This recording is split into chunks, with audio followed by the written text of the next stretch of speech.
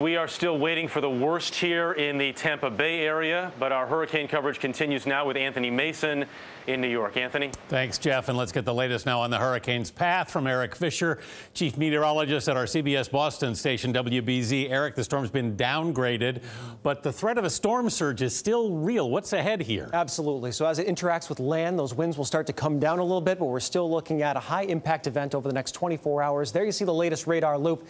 You see the eye, which made landfall very close to Marco Island, but also off to the north, these lines of tropical bands that are rolling their way inland, those are full of water spouts that are coming onshore and spinning up as tornadoes. We've seen some of that tornado damage already today. So there's a large area of rain to deal with.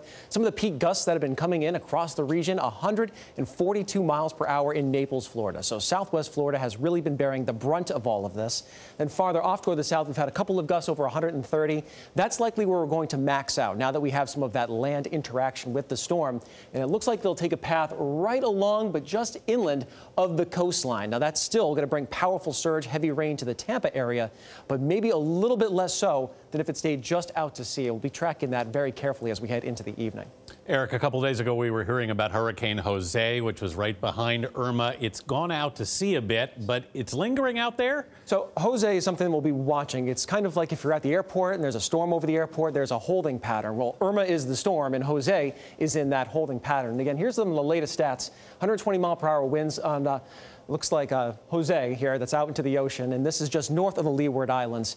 Now, as it waits for Irma to kind of sit over the East Coast and eventually wind down, it will be drifting between the Bahamas and Bermuda. So you see, it basically goes nowhere for the next 5 days.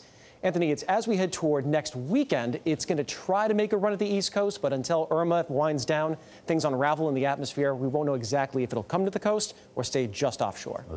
More suspense next weekend. All right, Eric Fisher, thanks very much for now.